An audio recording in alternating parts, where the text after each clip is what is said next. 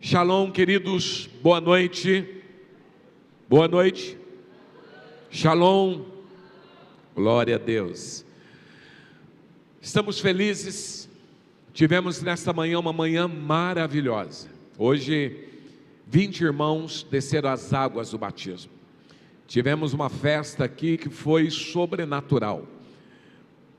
Foi uma manhã poderosa na presença do nosso Deus. E eu creio que o Senhor te trouxe aqui nesta noite também para que você viva o sobrenatural dele. Amém? Quantos estão prontos para isso? Glória a Deus. Queridos, esse culto já é o nosso culto de Natal. Então olha para o teu irmão e fala: Feliz Natal, meu irmão. Feliz Natal para você, que o verdadeiro significado do Natal, do verdadeiro Natal, possa tomar a sua vida. Amém? Você que está nos assistindo aí pela internet, pelo YouTube, pelo Facebook, pelo Instagram, Feliz Natal para você também, querido. Que a bênção do Senhor esteja sobre você, esteja também sobre a sua casa. Amém? Nós tivemos uma semana com bastante trabalho. Terça-feira estávamos na nossa igreja de São Paulo, fazendo uma reunião de liderança. Quarta-feira ministramos na igreja de São Paulo.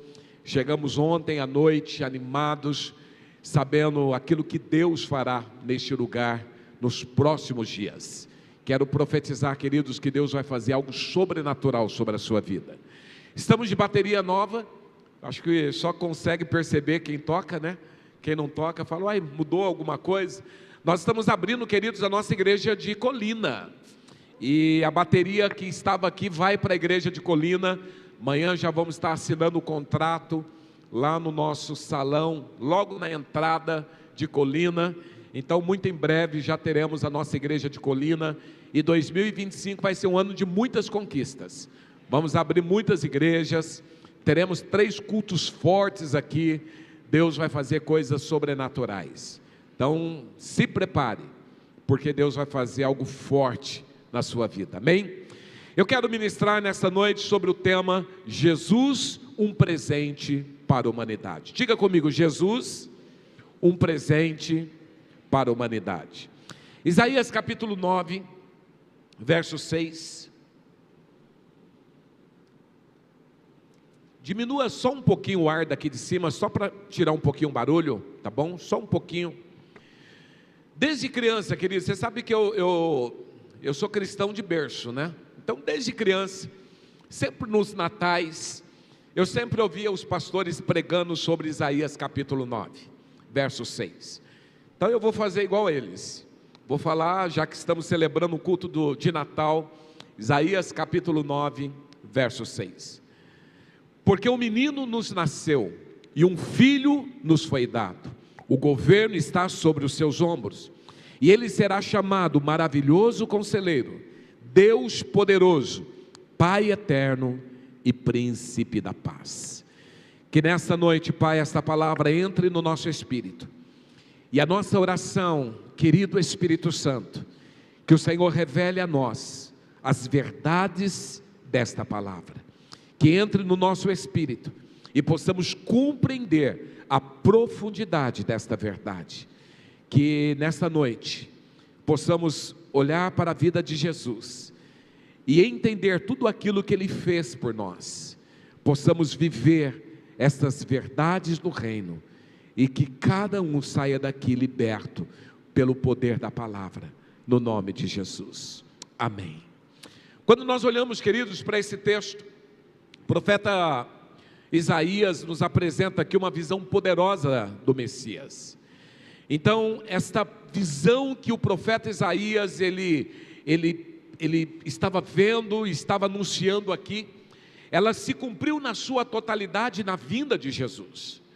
Quando o profeta Isaías, ele citou a visão desse texto, Jesus ainda não havia vindo. Mas aqui ele já estava prevendo, ele já estava tendo a visão do Messias que viria para mudar a nossa história e para dar sentido em nossas vidas. O capítulo 9, verso 6 aqui do profeta Isaías, eu acredito que seja um dos textos mais ricos teologicamente falando, porque aqui fala sobre a pessoa de Jesus e fala sobre a obra de Jesus. Aqui ele revela a sua divindade, seu poder, seu papel de redenção em nossas vidas. E hoje aqui eu quero aprofundar um pouquinho com você, qual que é a revelação de Isaías? Qual que é a visão de Isaías quando ele fala de Jesus? Quando ele fala desse Messias que viria? Primeiramente ele começa falando que esse Messias seria o maravilhoso conselheiro. Diga maravilhoso conselheiro. Diga mais forte, maravilhoso conselheiro. Quando nós olhamos, queridos, para a vida de Jesus, nós precisamos saber que Ele é o maravilhoso conselheiro. É aquele que traz sentido para a nossa vida. É aquele que nos traz esperança, aquele que nos dá vida, e aquele que nos orienta, e aquele que mostra o caminho. Paulo aqui no capítulo 2, verso 3 de Colossenses, Paulo fala: nele estão escondidos todos os tesouros da sabedoria e do conhecimento. Quando o profeta Isaías fala que Jesus, o Messias, seria o maravilhoso conselheiro, aqui ele já estava mostrando quem seria Jesus. E agora o apóstolo Paulo, ele fala que em Jesus está escondido todos os tesouros da sabedoria e do conhecimento. Diga sabedoria e conhecimento. Isso quer dizer, queridos, que nós precisamos olhar para Jesus e entender quem Ele é. Entender que Jesus, esse maravilhoso conselheiro, é aquele que tem toda a sabedoria e todo o conhecimento. Quando nós olhamos esse termo no hebraico, maravilhoso conselheiro, significa alguém que é sobrenaturalmente habilitado para dar direção e sabedoria. Então, se você em algum momento da sua vida, você está desorientado, precisando de direção, precisando de sabedoria, você precisa recorrer a Jesus. Porque aqui, quando fala que Ele é maravilhoso conselheiro, mostra que Jesus, Ele tem toda a sabedoria, Ele tem todo o conhecimento, Ele é aquele que nos dá direção. Isso quer dizer, queridos, que muitas vezes nós fazemos coisas que nós não deveríamos fazer, porque nós assumimos o risco e nós não buscamos na pessoa de Jesus a direção para aquilo que vamos fazer ou para aquilo que temos que fazer. Interessante também o apóstolo Paulo, ele fala aqui em 1 Coríntios capítulo 1, verso 30, ele fala que Jesus, ele não apenas possui sabedoria divina, mas ele é a própria sabedoria. Olha o que Paulo está dizendo aqui no verso 30 do primeiro capítulo de 1 Coríntios. Ele diz: é porém por iniciativa dele que vocês estão em Cristo Jesus, o qual se tornou sabedoria de Deus para nós. Isso é justiça, santidade e redenção. Diga sabedoria de Deus para nós. Diga sabedoria de Deus para mim. Então o apóstolo Paulo está dizendo que Jesus, então, Ele é a sabedoria de Deus para nós. Isso quer dizer, queridos, a Bíblia diz que quando há falta de sabedoria, peça a Deus que a todos dá. Isso quer dizer que nós precisamos viver uma vida de sabedoria, mas entender que a sabedoria de Deus, a sabedoria divina, é o que tem poder para mudar a nossa história. Muitas vezes, queridos, nós queremos buscar sabedoria humana. A sabedoria humana, ela não é capaz de trazer paz, trazer alegria ou solução para aquilo que precisamos. Mas a sabedoria de Deus, e a sabedoria que há em Deus, é uma sabedoria capaz de nos levar a viver uma vida de vitória, uma vida de sucesso. Às vezes, queridos, nós estamos tão desesperados, pensando o que eu vou fazer. Às vezes o casamento em crise, às vezes finanças em crise, às vezes vida profissional em crise, às vezes área em nossas vidas com tantas crises, e nós estamos correndo atrás do vento. Esquecemos que nós temos um Deus que é rico em sabedoria, um Deus que é a própria sabedoria, e quando nós buscamos essa sabedoria nele, Ele nos dá sabedoria, Ele nos dá orientação, Ele nos dá a direção. Até quando, meu irmão, você vai continuar batendo a cabeça? Até quando você vai continuar tomando as suas próprias decisões, sem buscar em Deus, sem buscar nele esta sabedoria? E talvez você me pergunte: apóstolo, mas como que eu busco essa sabedoria?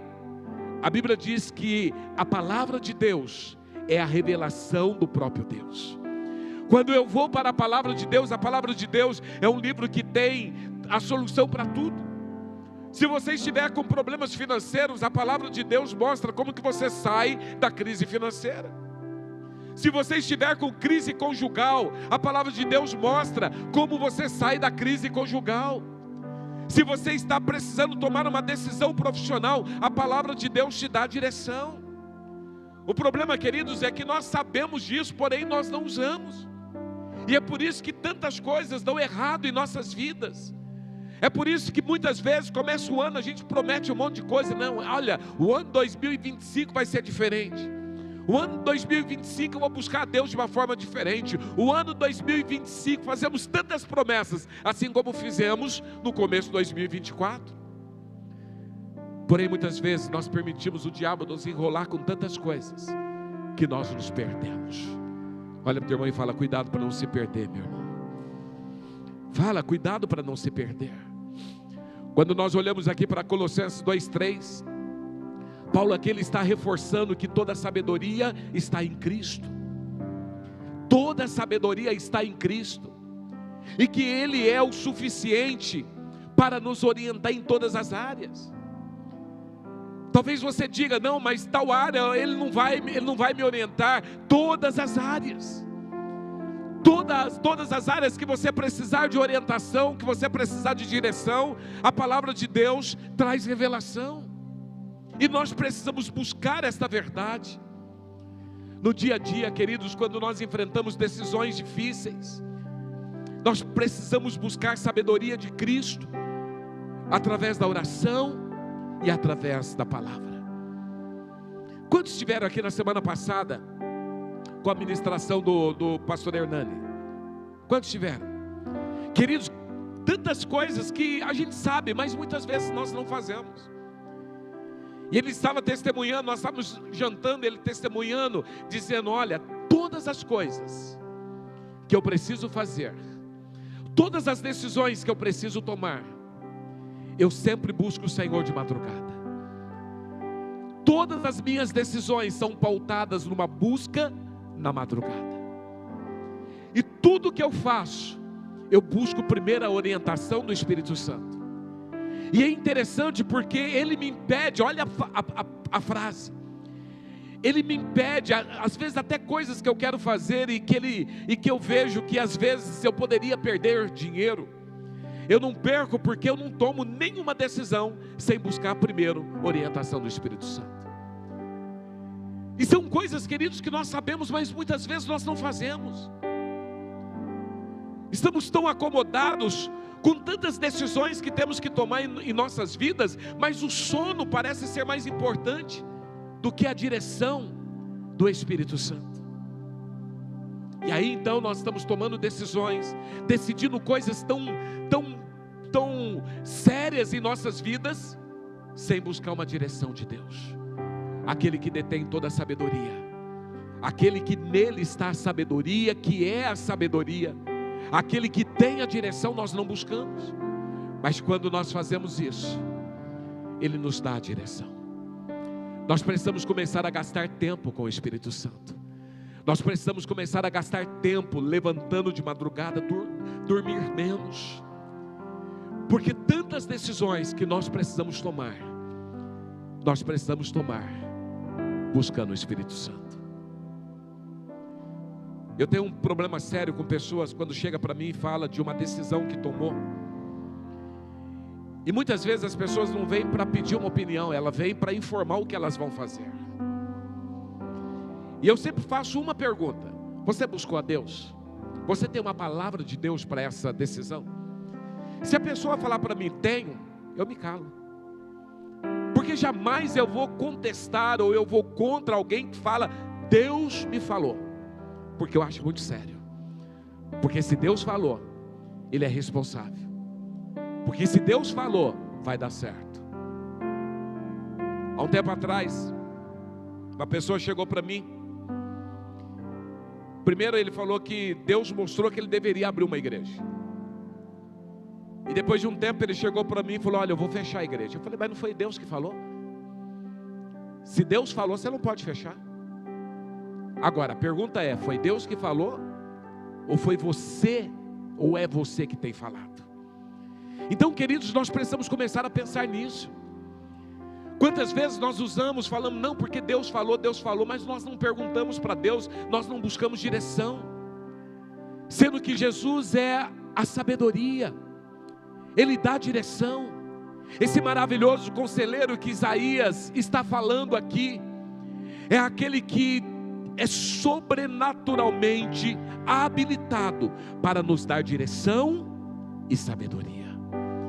Então, quando eu olho para Jesus, quando eu olho para esse Deus, eu preciso começar a viver esta verdade. E queridos, nós precisamos começar a buscá-lo em todas as áreas. Quantas pessoas estão lá na dúvida: será que eu mudo de emprego? Pergunta para ele. Será que eu saio desse emprego, vou para outro emprego? O que eu faço? Pergunta para ele. Nós precisamos começar a perguntar para ele.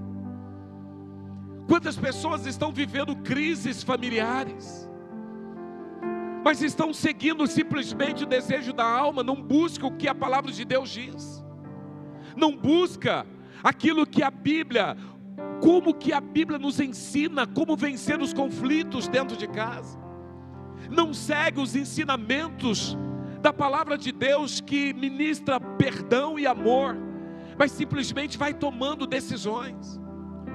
Olha o que a Bíblia diz aqui em Mateus capítulo 5, verso 9: bem-aventurado os pacificadores, pois serão chamados filhos de Deus.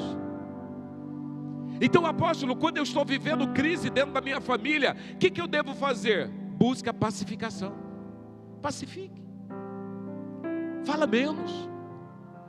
Começa a buscar a pacificação. Feliz, mais do que feliz, são os pacificadores. É isso que a Bíblia diz.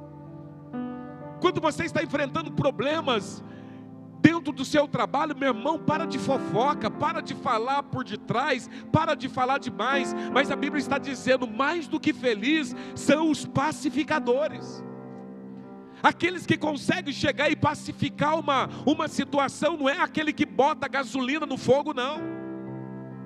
Não é aquele que bota a lenha na fogueira, não. Mas aquele que consegue pacificar. Está tendo um problema entre pessoas, pacifica. Está tendo um problema dentro de casa, pacifica. Para, meu irmão, de caçar mais problemas, mais intrigas. Seja um pacificador. É isso que a Bíblia nos ensina. E a Bíblia nos ensina em todas as áreas. Todas as áreas têm um conselho. Como que eu devo agir em determinadas áreas? A Bíblia é muito clara. Se nós começarmos a seguir aquilo que a Bíblia nos ensina, nós vamos ter a direção correta. E nós vamos viver o sobrenatural de Deus. Olha para o teu irmão e fala: você está entendendo, meu irmão? A sua sabedoria nos capacita a resolver qualquer desentendimento com graça. Será que você é aquela pessoa que tem uma graça de Deus tão forte que você resolve qualquer coisa? Quando eu tenho a direção de Deus, eu resolvo tudo com graça. Tem pessoas que morrem no trânsito. Tem pessoas que estão matando a outra no trânsito, porque nós estamos vivendo um mundo onde não existe pacificação, muito pelo contrário. São pessoas que criam mais problemas, mais intrigas, e falam: não, mas é o meu jeito, eu sou assim mesmo. Nós precisamos começar a buscar aquilo que a Bíblia diz. Como que eu posso viver um lar harmonioso, um lar abençoado? Como que eu posso viver uma vida de prosperidade financeira? Como que eu posso viver uma vida de alegria, uma vida de paz? Como que eu posso fazer para que no meu trabalho tudo dê certo? E a Bíblia nos mostra: o maravilhoso conselheiro é aquele que dá direção e aquele que é sábio. E quando nós buscamos essa sabedoria, nós viveremos o sobrenatural de Deus. A Bíblia mostra que Jesus, Ele é aquele que viveu muitas coisas que nós já vivemos, e Ele sabe nos orientar da forma correta. Olha aqui, Hebreus capítulo 4, verso 15 diz: pois não temos um sumo sacerdote que não possa compadecer-se das nossas fraquezas, mas sim alguém que, como nós, passou por todo tipo de tentação, porém sem pecado. Jesus, Ele é o verdadeiro conselheiro. Ele é aquele que compreende completamente a nossa natureza humana. Porque Jesus, quando Ele veio na terra, Ele veio como homem, Ele veio em carne, e aqui Ele passou por tudo aquilo que nós passamos, porém Ele venceu. Então quando Ele nos orienta por algo que Ele sabe que nós podemos. Nós viveremos uma vida de vitória quando nós vivemos aquilo que a palavra de Deus nos ensina. Então o profeta Isaías, primeiro ele começa dizendo que esse Messias que viria seria o conselheiro, o maravilhoso conselheiro, aquele que tem toda a habilidade de nos dar direção e sabedoria. Segundo, ele fala que Jesus é o Deus poderoso. João capítulo 1, verso 1 a 3 diz: no princípio era o verbo estava com Deus e o verbo era Deus. Ele estava com Deus no princípio. Todas as coisas foram feitas por intermédio dele. Sem ele nada do que existe teria sido feito. Algumas seitas dizem que Jesus é um profeta, ou Jesus é como Deus, mas a Bíblia diz que Jesus é Deus. Diga: Jesus é Deus. Diga mais forte: Jesus é Deus. Assim também como o Espírito Santo, aquele que habita em nós, é Deus. Por isso que João diz: no princípio era o verbo estava com Deus e o verbo era Deus. E ele estava com Deus no princípio, todas as coisas foram feitas por intermédio dele. Sem ele nada existe, nada do que existe teria sido feito. Então nós precisamos entender que esse Messias, que Isaías estava tendo a visão, estava profetizando, Jesus é Deus. Ele não é um líder humano que passou pela terra apenas, não, Ele é o próprio Deus. Então nós precisamos abrir a nossa visão e entender essa verdade. É o Deus poderoso. E aqui nós vemos, queridos, que esse Deus é o próprio Jesus, é o próprio Deus encarnado. E aqui nós vivemos essas verdades como verdades absolutas. João capítulo 1, verso 1 e 3 confirma aqui que Jesus é o verbo eterno, por meio do qual todas as coisas foram criadas. Ele criou todas as coisas. Jesus, ele veio para salvar e também para julgar a humanidade. Nele há todo o poder. A Bíblia diz que Jesus é o Deus encarnado que entrou na história, primeiro para vencer o pecado, para vencer a morte, para vencer as forças do mal. E ele veio como homem, mostrando que nós também podemos vencer. E podemos vencer porque há um Deus em nós. Diga: há um Deus em mim. Diga mais forte: há um Deus em mim. Então essa história, meu irmão, de eu não consegui, apóstolo, porque o pecado ele é mais forte do que eu, meu irmão, isso aí é historinha para dormir. Você precisa entender que nós podemos vencer todas as coisas, porque nele somos mais do que vencedores. Não por nós, não pelos nossos méritos, não pelos nossos esforços, não porque somos bons, mas porque Ele está em nós. E se Ele está em nós, eu posso vencer tudo. Eu posso vencer todas as coisas, porque há um Deus poderoso em mim. Em Cristo eu posso todas as coisas. Olha o que diz Colossenses 2,15: e tendo despojado os poderes e as autoridades, fez dele um espetáculo público, triunfando sobre eles na cruz. Diga: eu tenho o poder de Deus na minha vida. E é interessante que Jesus aqui, quando ele passa pela terra, Jesus demonstra o teu poder. Jesus demonstra aqui que sobre ele estava todo o poder, que ele tinha toda a autoridade. Quando você olha ali em Marcos capítulo 4, verso 39, aqui conta a história quando Jesus acalma a tempestade, lembra desse texto? Os discípulos apavorados, eles malucos, e de repente Jesus dormindo. Aí eles olham para Jesus: Jesus, salva-nos, senão nós vamos morrer. Jesus levanta, olha para o vento e fala: vento, aquieta-te. Mar, sossega. Meu irmão, olha o poder do nosso Deus. Jesus tem todo o poder.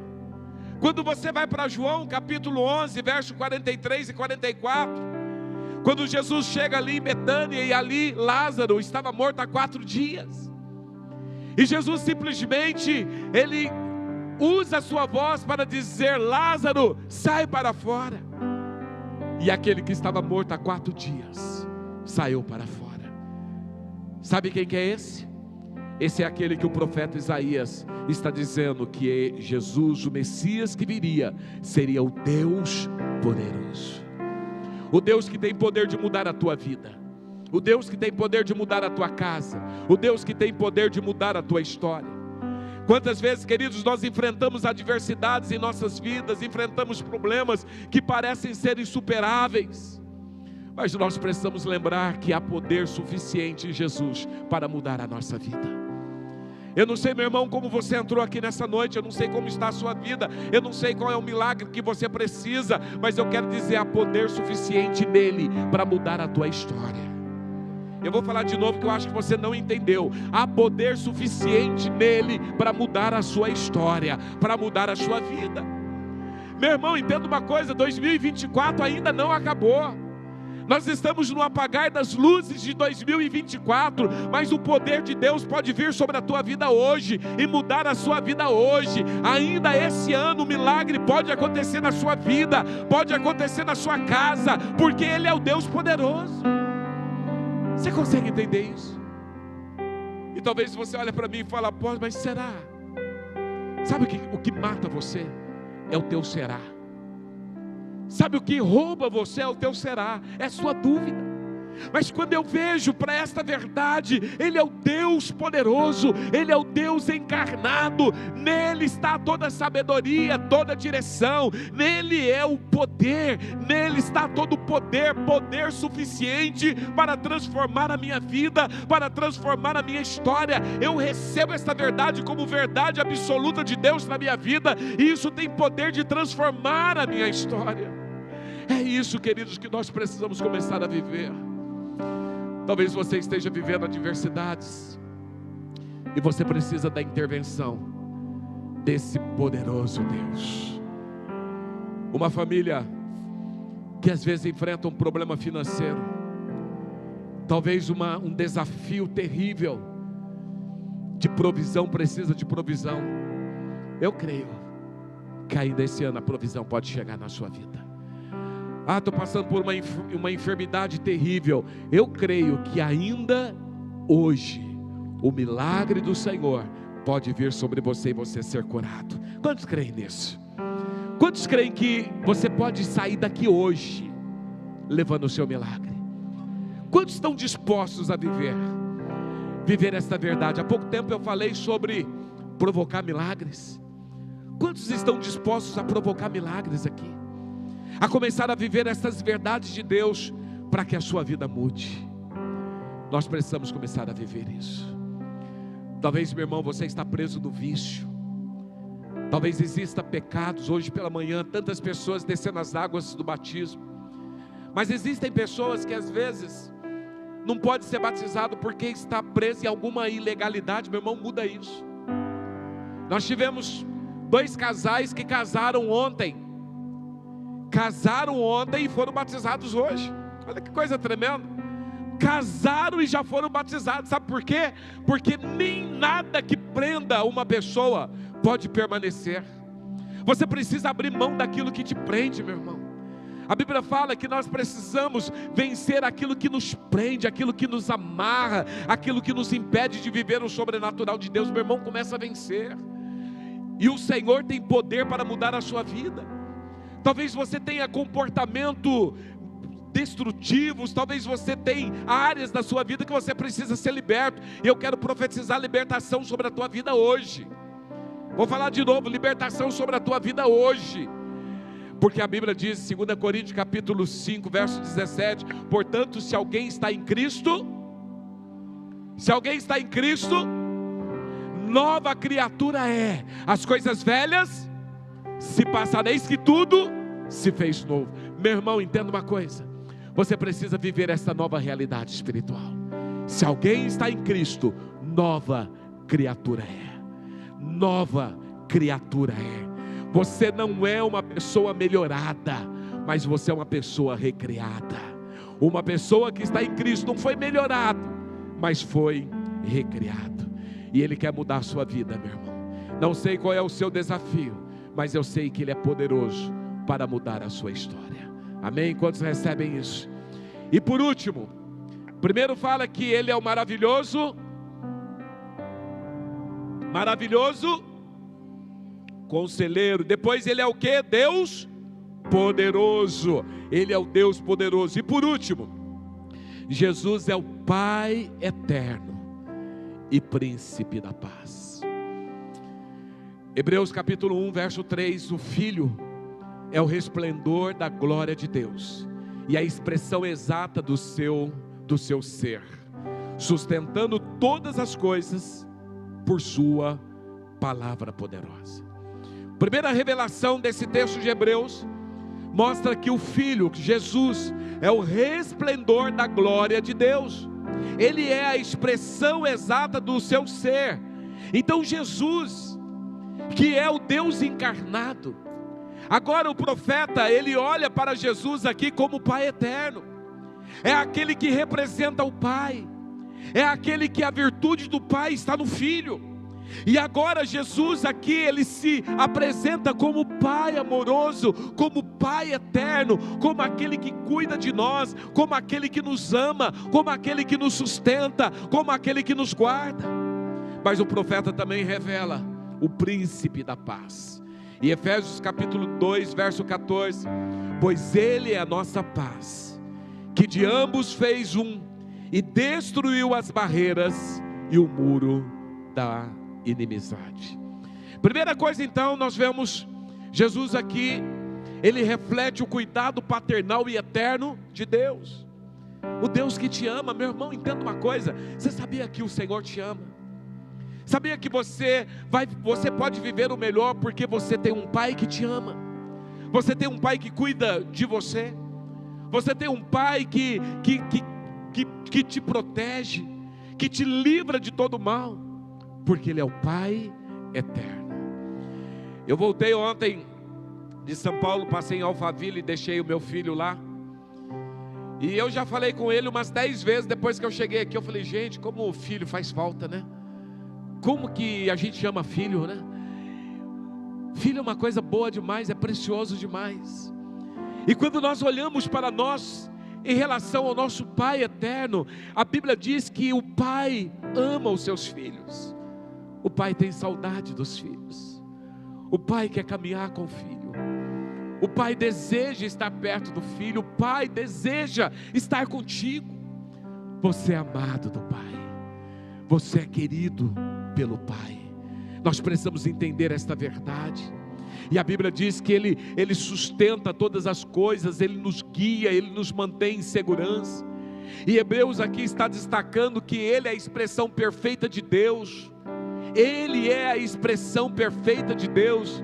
Mas a Bíblia também está dizendo que Ele é o príncipe da paz. E quando fala de paz, não está falando de ausência de conflitos.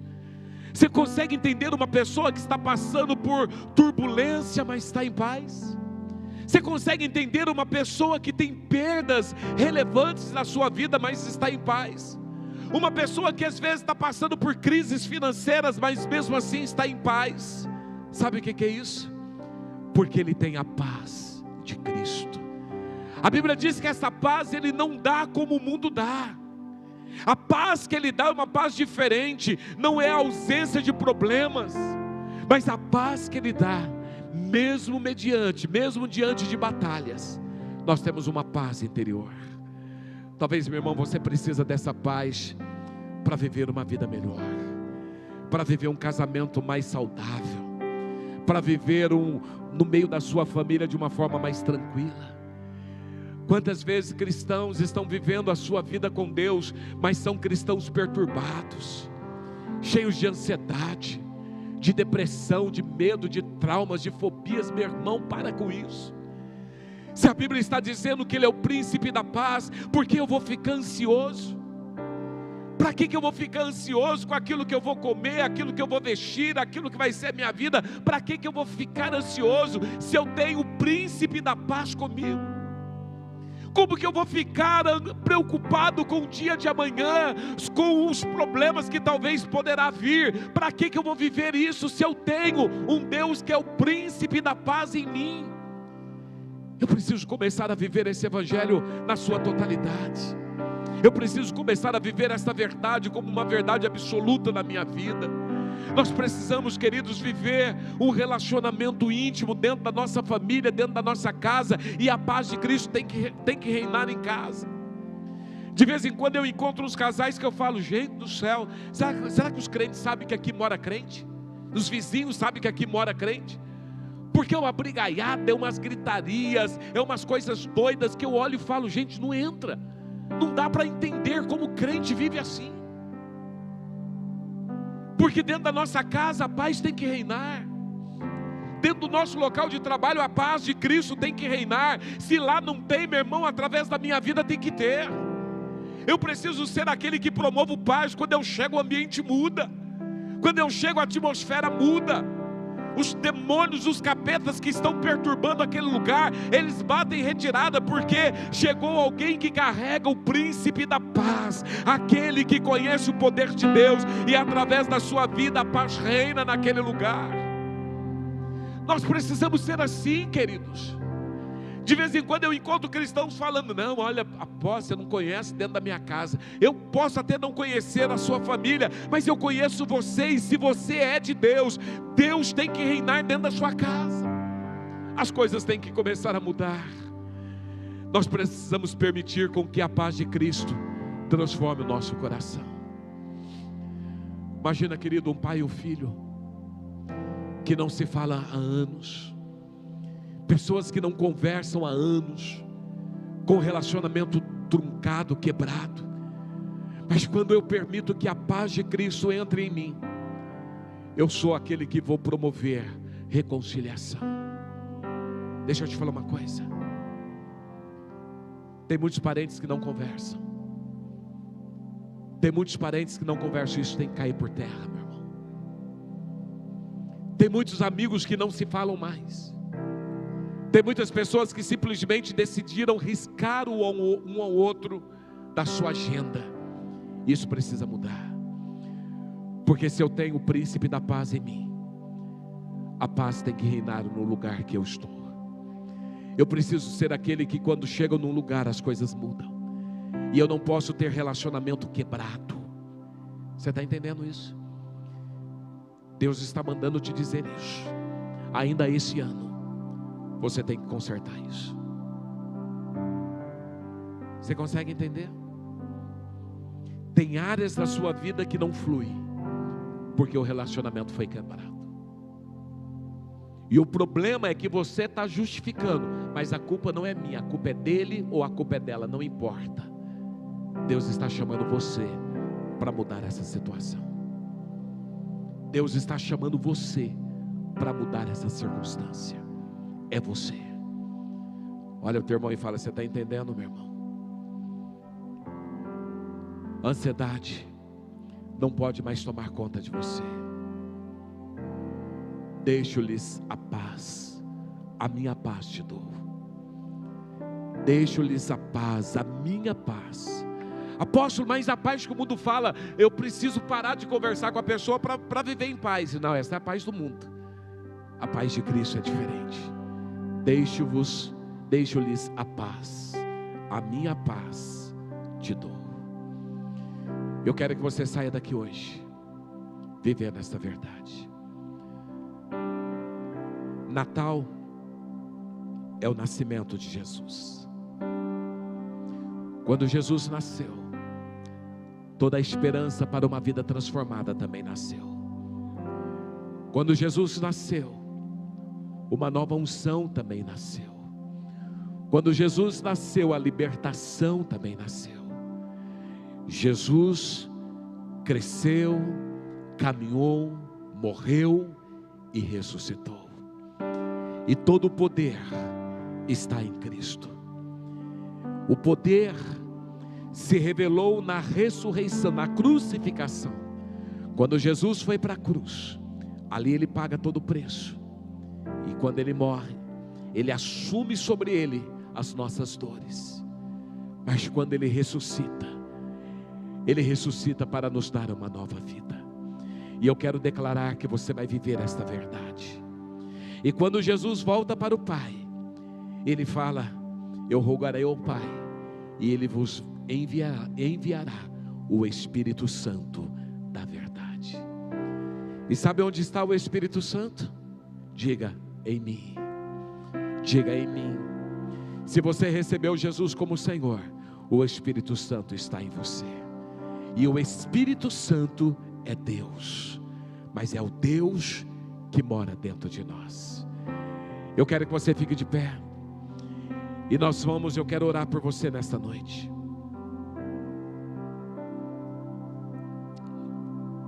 Eu não sei, meu amado, como você entrou aqui nessa noite, mas uma coisa eu sei: há poder de Deus neste lugar. Vou falar de novo: há poder de Deus neste lugar. Há poder de Deus. Eu quero declarar que o milagre de Deus vai tomar a sua vida ainda hoje.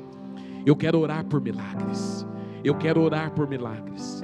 Enquanto estivermos adorando o Senhor, você que precisa de um milagre ainda esse ano, você vai sair do teu lugar e vai vir aqui no altar. Mas eu quero que venha no altar aqueles que têm fé para isso. Se você está achando: mas será? Não vem não. Só vem se você crê que hoje Ele pode mudar a sua vida. Somente você que crê que hoje Ele pode mudar a sua história. Somente você que crê que hoje Ele pode mudar áreas na sua vida. Rapidamente sai do teu lugar e vem aqui à frente, bem para frente. Chega bem aqui no altar, bem no pezinho do altar.